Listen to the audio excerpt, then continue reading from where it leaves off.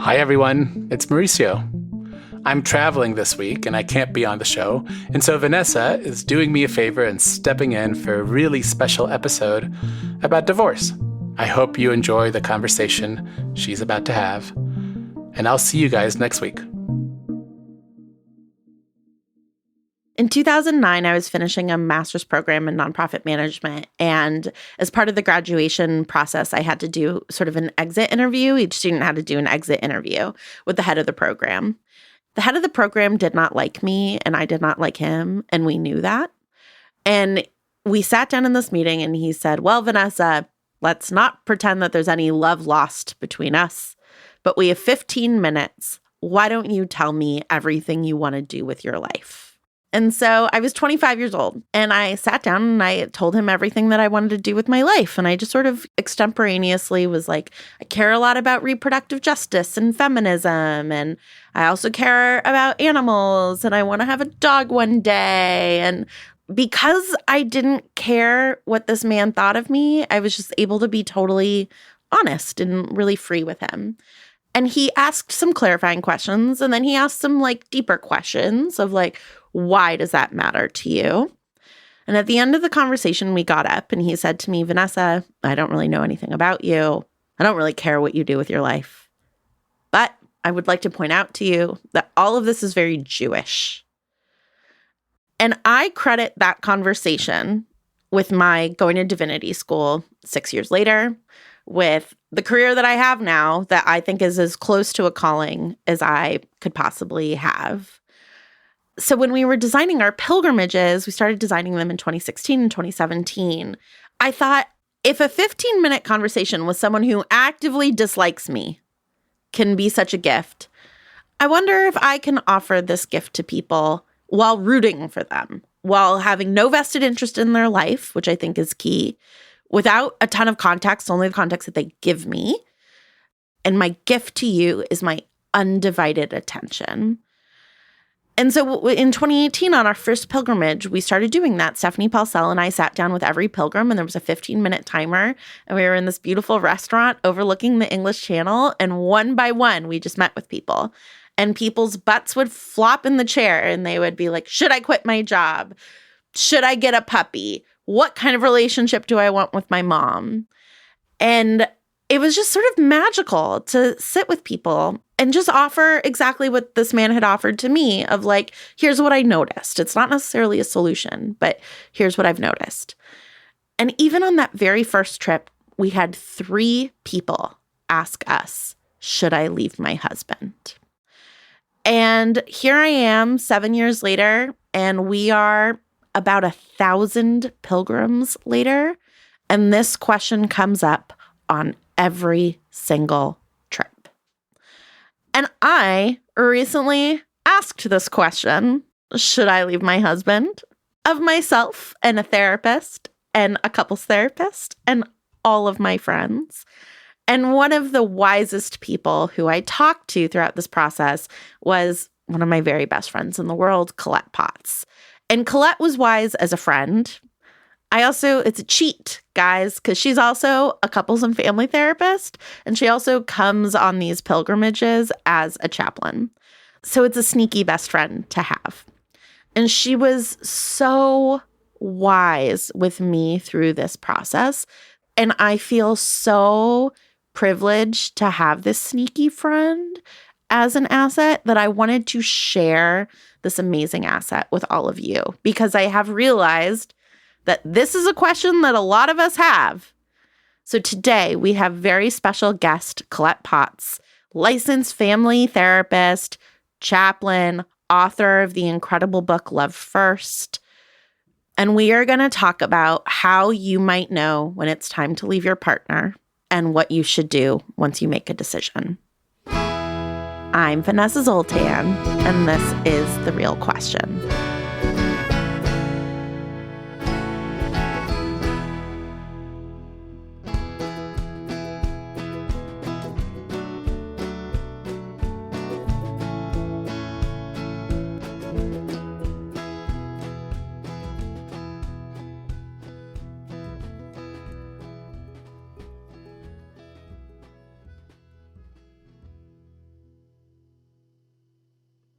Hello, Colette, and welcome to The Real Question. Thanks for having me, Vanessa.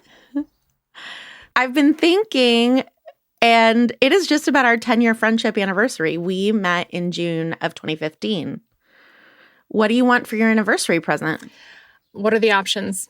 I mean, let's be honest. You want a Starbucks gift card so you can buy matcha lattes. I actually know what you want. This is true. Well, you've been getting me these gifts for years, right? Yes. Well, that's the thing.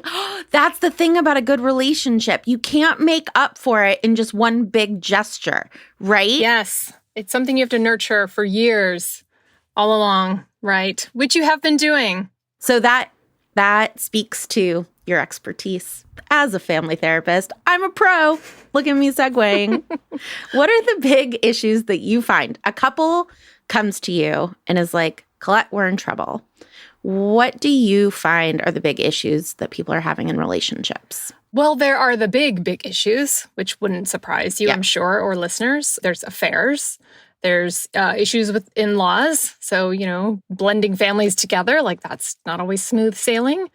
But the majority of the issues involve things like partners feeling disconnected, lacking intimacy, arguing over equity and home life management. He doesn't do enough. She doesn't do enough. I do more than him or her.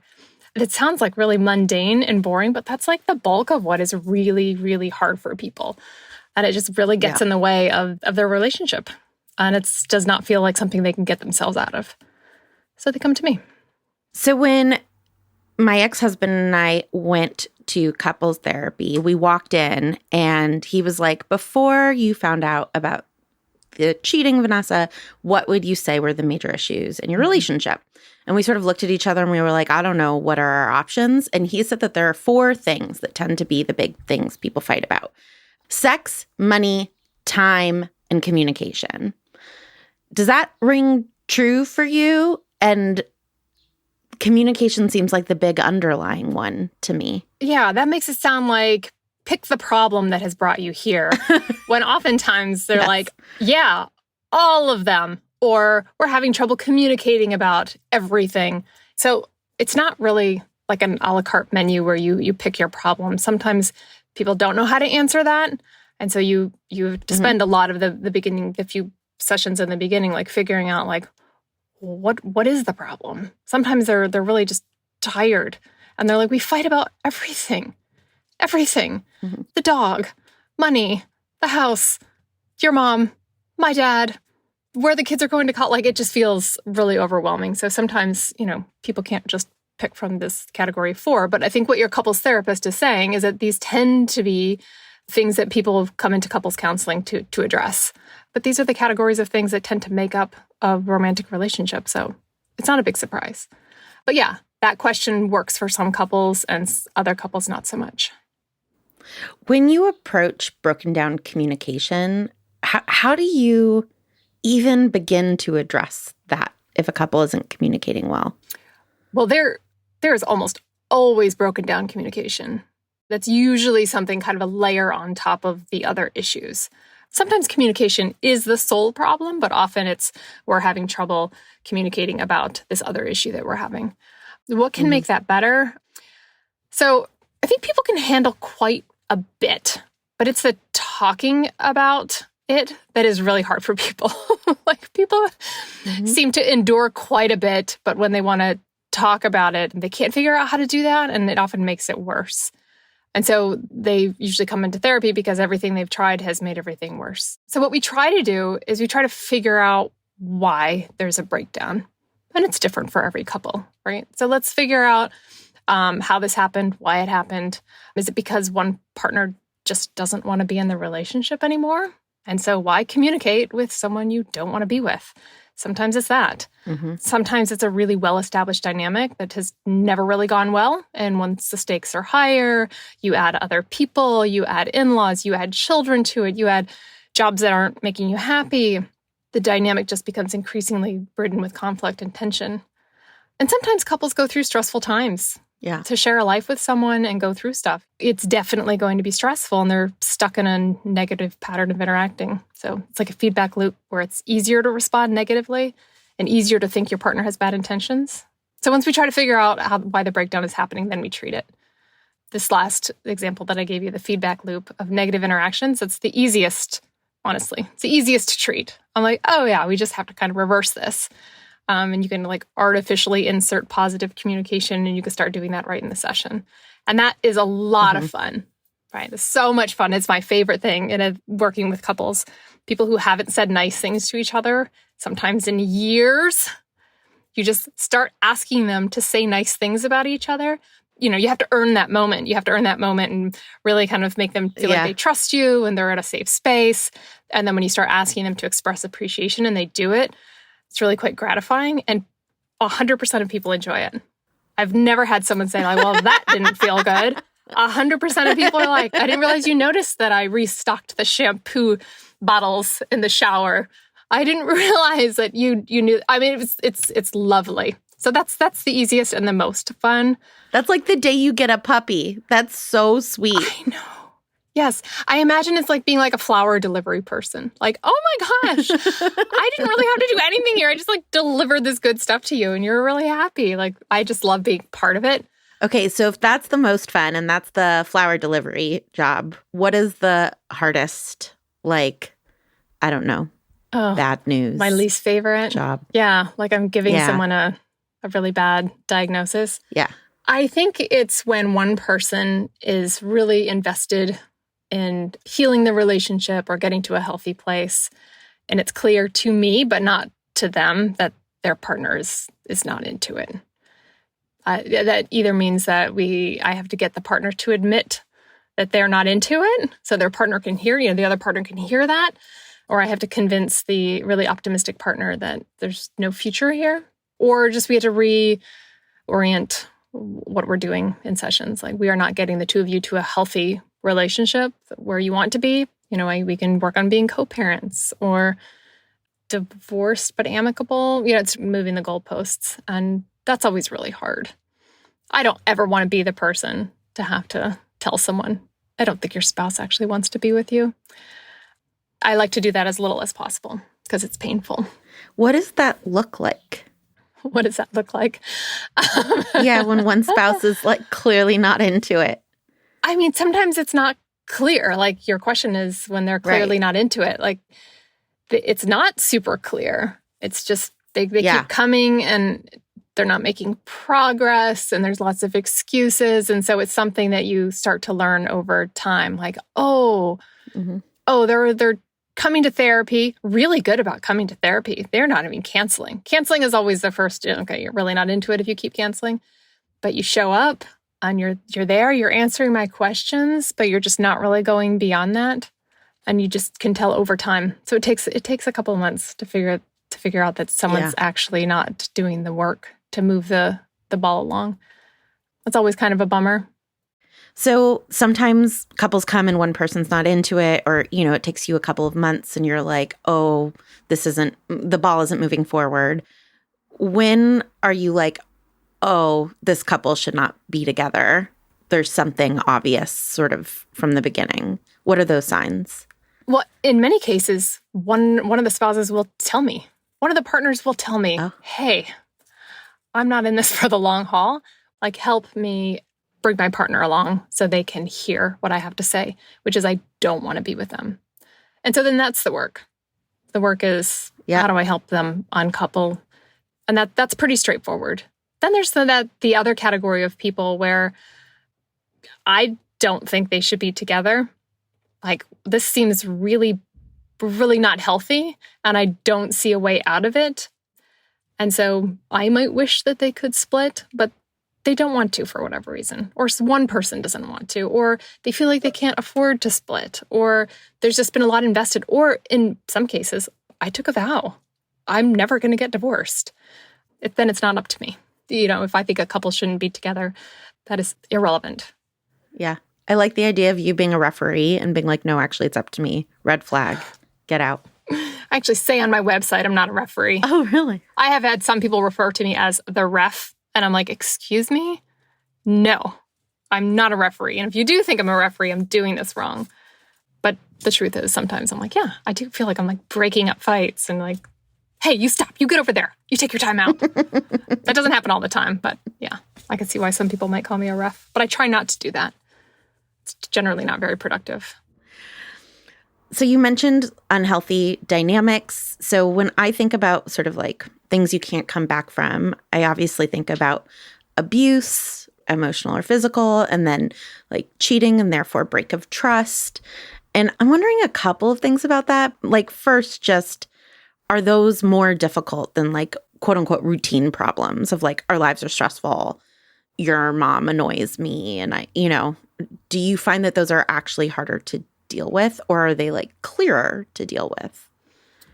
Both. They are clearer. It's a very clear thing that they want to address. In both of these cases, abuse or infidelity, it's like a breach of trust, right? I trusted that you wouldn't harm me, and you did, and you are. I trusted that you would be faithful, and you haven't been. And also, I want to separate the two of these out. I don't handle interpersonal violence the same way I would an affair. Interpersonal violence, there are a lot of couples therapists who won't see people if there's violence in the relationship. And what I think they're afraid of is setting up this dynamic or confirming that this is a couple issue, that this is something that the couple needs to work out. If one person is beating or abusing the other partner, that, oh, yeah, this is just something in your dynamic, which it's just false. Someone has a problem and they need individual therapy to work on that. So even therapists who would work with a couple, in most cases, there would be pretty strict guidelines for what the abuser is doing as far as like individual therapy and what kind of help and treatment they're getting. For affairs, that's usually like a crisis. And almost always before there's an affair, there's some sort of issue, lower level issue, like intimacy or money or kids or something like that preceded it usually. And so it's hard to work on that stuff if you're in the middle of a crisis. So we work on the crisis. It's very hard for a couple after an affair. And so we just kind of like putting out that fire before we can talk about anything else. But the work is very precise, but hard. So clear, but hard. Both things. Mm-hmm. So that is something that I've heard a lot, right? Is that like often with affairs, there were underlying issues before. And I will say like one of the wonderful things about my ex-husband was that actually he went pretty far out of his way to say that wasn't true, whether or not it is true. Mm-hmm. He was like, this had nothing to do with you. You are a wonderful wife. It was really something that meant a lot to me. Mm-hmm. And I think that it can often be hard for the person who was cheated on to be told like, hey, you guys are on the same team. There were underlying issues. Mm-hmm. There still is this feeling of like one of us is a victim. Mm-hmm. And I'm wondering sort of just like your thoughts on that. It is a delicate balance because in many cases there were underlying issues. And sometimes not, right? Maybe in your case, Vanessa, it was like, really, this is just, I have a compulsion. This is just my own addiction or my own issue, my own pathology, and it's independent of you. That's certainly possible. But when there are issues, the person who did cheat or the person who did have an affair really does not appreciate having all the blame in their lap. And they will let you know that it feels like, you weren't there for me.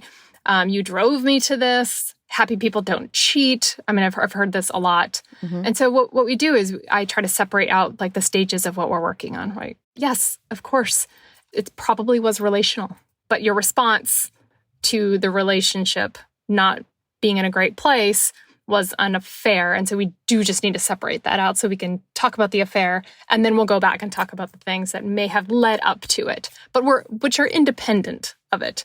This is not a reason to have an affair. It might just provide some explanation, some context. So I really try to get people away from like, this is certainly not your partner's fault that you cheated on them. That is not what's happening here. And sometimes people have a hard time with that.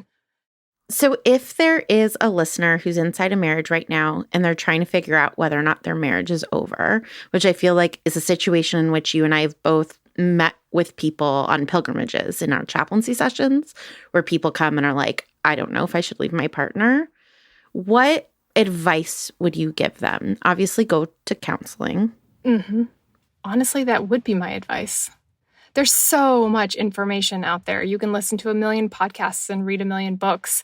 But at the end of the day, someone wants to look at them and their relationship and their situation and be like, tell me what you think. Like, I'm stuck.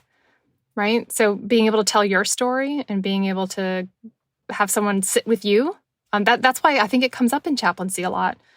You've talked to your friends and friends are so wonderful. We love our friends, but they're really bad therapists. you know?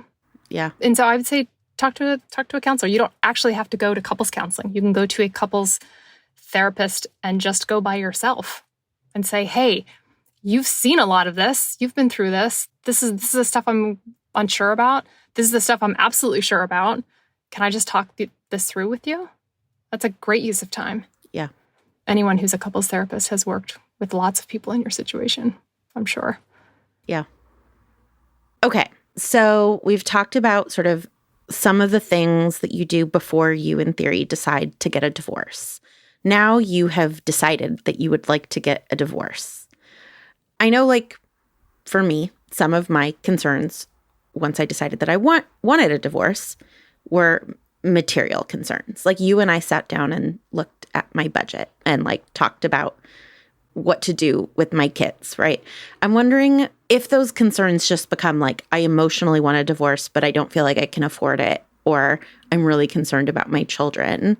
What do you say at that point to someone? Mm-hmm. And this comes up a lot. It is not cheap to get divorced. And if you have children, a divorce will certainly impact them. Nobody is surprised. Nobody comes to couples therapy and is like, oh my gosh, this is going to impact my kids and my finances. Quite the opposite. In fact, they're worrying about that. That is their two biggest concerns.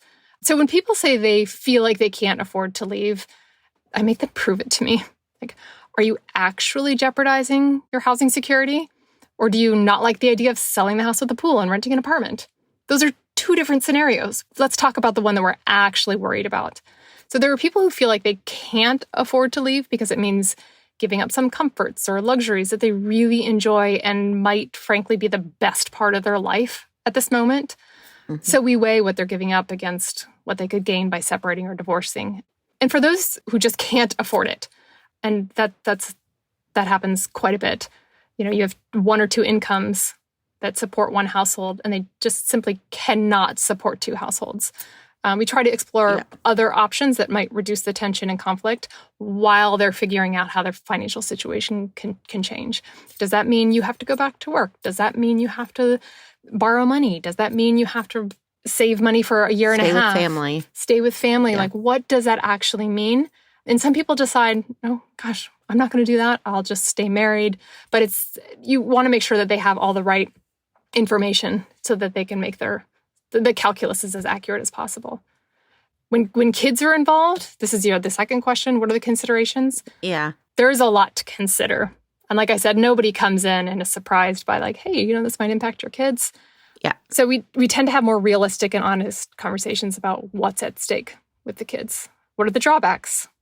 The drawbacks are, I don't see my kids every single day. They're going back and forth. This is really disruptive. They might have to change school districts. And then we talk about what the advantages are. Going from living in an environment with high conflict to living in an environment, even if it's two apartments, with low or no conflict, but can be a significant advantage that parents often overlook. And so, you can't promise a life with no conflict, but the conflict that they're actively engaged in because of their relationship, removing your children from that environment, like actually they're not going to live with both of you together. That would be pretty nice.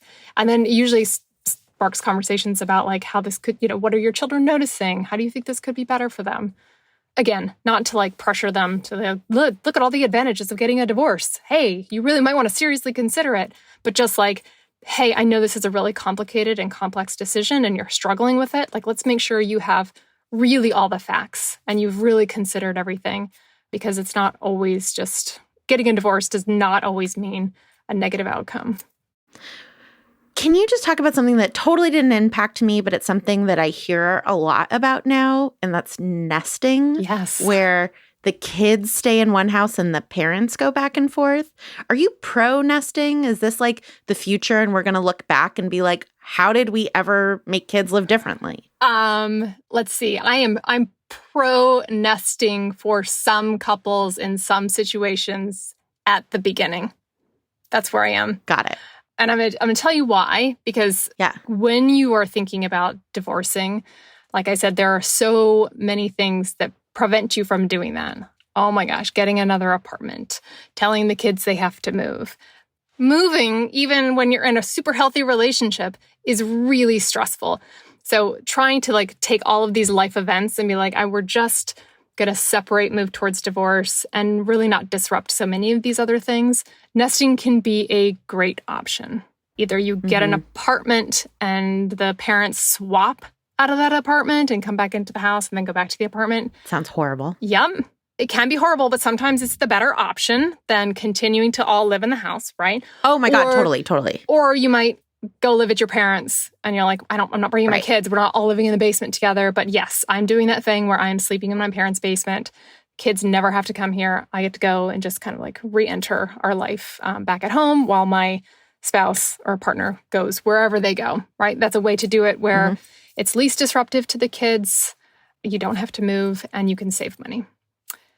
Not everyone can handle that because there's a lot of logistics and there's just a lot of communication. Yeah. So if you have a couple that is really bad at communicating, they can make this very tricky. Like, are you sleeping in the same bed? So you have rules about changing the sheets and who's allowed to be there. And did you take your stuff out of the fridge? And how come you were here for a week and you didn't clean the house? Like, why would you expect that on my week, I have to come and clean the house? Like, it really has to be the right couple and it can be a good option. It tends not to be long-term just because nobody wants to do this for very long. It just kind of gets you over that hump. Like, okay, I've left. We have separated. We are doing something else. We're moving in a different direction. I'm saving a little bit of money. The kids are fine, turns out. The kids haven't moved. They still have their bedrooms. And then it just buys you some time to figure out what next. Because to divorce often means, like I said, there's so many other life transitions you throw in there, and that can be very overwhelming. I know. I feel like for me, the fact that I was divorced only hit me like a year after I left. Because for a year, I was moving and I was building a new dynamic with the kids and like doing all this other stuff. And then a year after I left, I was like, oh, and I'm single now. And I felt like so dumb. I just said it to you recently. I was like, I think I just realized I'm single. Yeah. And it fully took me a year because so much else was going on during that year. Yeah. A divorce just doesn't happen in a day. It's not a decision. It's a process. Right. You're divorcing and it takes a while. Yeah. You were one of the people who I really felt like I could talk to about this. And so I just want to create a space for it. So like, money is a big consideration. Kids are a big consideration. And then I remember being really ashamed, as I sort of said to you. I was like, also like, I don't want to lose the status of being married. Like, people look at a woman in her mid-40s who's single differently than they look at a woman in her mid-40s who's married. I mostly just want to make space for you to respond to that because now that I'm on the other side of it, it like does not hurt in the way that I thought it would. But I think it can, and like it was a huge concern for me. It was like I was like, I don't want people to pity me, and I don't feel like we pity 42-year-old male divorcees, but I kind of do think we pity 42-year-old women divorcees who are single. I don't know if it's just pity either. I think that there is a difference. This idea that women who are married have a higher status than unmarried women, it's true. And I know it's true because, well, I've seen the patriarchy and I'm like, yeah, if women say that's true, it's probably true. But also I have heard from women who have been married and been married for 20 or 30 years and then get divorced and didn't anticipate that it would change their social status and notice immediately people are treating me differently. And it is something that you give up. Like, you're going to give up lots of things if you decide not to stay married. And this is one of them. But it sounds like that didn't last very long for you. Is that what you're saying? Yeah, for me, I think that part of the reason is that I've just sort of been shameless about relying on my friends. So, like, I was anxious about the first wedding I got invited to because it had my name on it, right? Like, it was like Ms. Vanessa Zoltan and, my husband's name was on it. And I texted a friend being like, hey, I don't think I've gotten around to telling you, but actually I'm getting a divorce. Can I bring someone else? And she was like, obviously bring someone else, right? Like, I think that there are just ways to navigate maybe the parts of it that are making you anxious. I was really anxious for whatever reason about going to a wedding alone. And it turns out that my friend didn't make me go to her wedding alone. Having good friends is good for everything, especially for a divorce. Yes. I mean, that is a great transition to I just want to share some of my advice to people having gone through a divorce. Here's mine, and then you can share any extra divorce advice that you don't feel like we covered. Okay. The first one is I really do recommend, if you can, to go through mediation and not make it litigious through lawyers. And you can do this thing where you hire a lawyer to advise you on the side for your mediation. This is still much cheaper than hiring a lawyer, but you can meet with a lawyer like an hour a month and have them look over your divorce agreement and have them give you advice. So there's someone who's advocating for you without like getting all of these billable hours, and legal jargon is confusing. And I think people have really strong opinions about mediation versus lawyers. And I would say mediation plus lawyer. Thoughts about that? I didn't know that was a thing you could do. You can pretty much do anything. Yes. I think people are surprised to hear that lawyers will be involved. Like, wow, that sounds scary. That sounds expensive. And getting lawyers involved makes it sound like it's a high conflict divorce. But the truth is, it's complicated untying assets and dependents and property and just custody, those kinds of things. Mediation is attorneys. They're lawyers. Yeah, mediators are lawyers. Right. So just to be clear to listeners that they are lawyers. You probably are going to use lawyers for a divorce, especially if children are involved or money. Some cases, neither are involved. Wow, it's like a 1040 easy divorce. But mediators are attorneys that work for both of you. And having been through it a million times, they are going to advise you based on, information that you provide about how long you've been together, or the money that you make, money that you shared, their best recommendations, and they're meant to be a neutral party. And Vanessa, I think what you're saying, which is like get your own lawyer to like make sure that is in fact happening. I think that can be really good advice if you are in a relationship with someone who has lied to you a lot and you cannot trust that they are being truthful. You might have trust issues right now, and you might want just a lawyer on your side just to kind of give you advice so you feel confident going through the process. I think it's possible for most couples to go through without an additional lawyer on the side. But if you think it would make it easier and help you move your way through with confidence, I think it's great advice. Yeah, I just really thought like once we'd agreed to mediation that meant I couldn't talk to a lawyer anymore. And I just want to say to people that's not true. Mm-hmm. My other big advice is, yes, to rely on your friends, especially, and I want to give this advice because it wasn't my idea. I was really not looking forward to my divorce hearing. I was surprised by how much I was dreading it. And our friend Lauren Sandler was like, remind me why Colette isn't going with you to the divorce. And I was like, oh, I can bring a friend? And she was like, yeah, you can bring your friend to any part of a divorce. And I was like, this is amazing. And so my other piece of advice is bring a friend. You came to my divorce hearing with me, and it just made what would have been, I think, a really, really stressful day, like honestly kind of fun. We had fun. We had the best time. Yeah. I didn't just go to your divorce hearing, Vanessa. We both went to the person who went before you. I was like, this is just open to the public. I could just listen to anyone's divorce. Yes, it was very juicy, the one before you. Yes, it was so much more interesting than my divorce. Yes.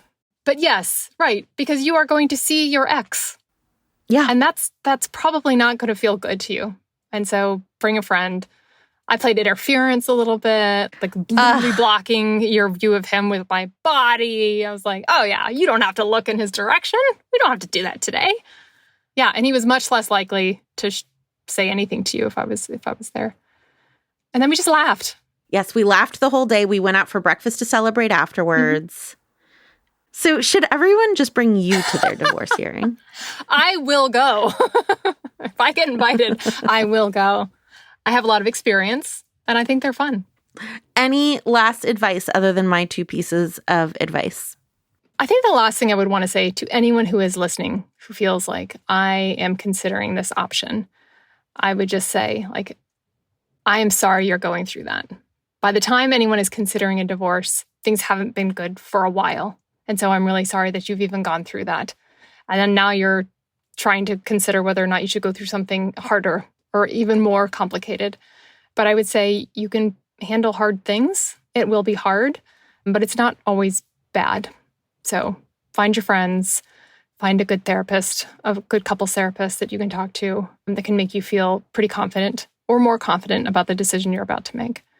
Because it's a big one, but it can be done. I love being divorced. I love you being divorced. Thank you. Yeah.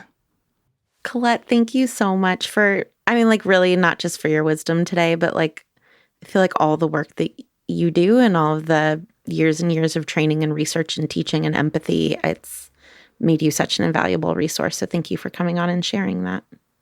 No, and I appreciate talking about the topic. Everyone, like I said, is interested in this, even if they're not considering a divorce. They're really curious and fascinated. And if you're not going through a divorce, your friend probably is or will.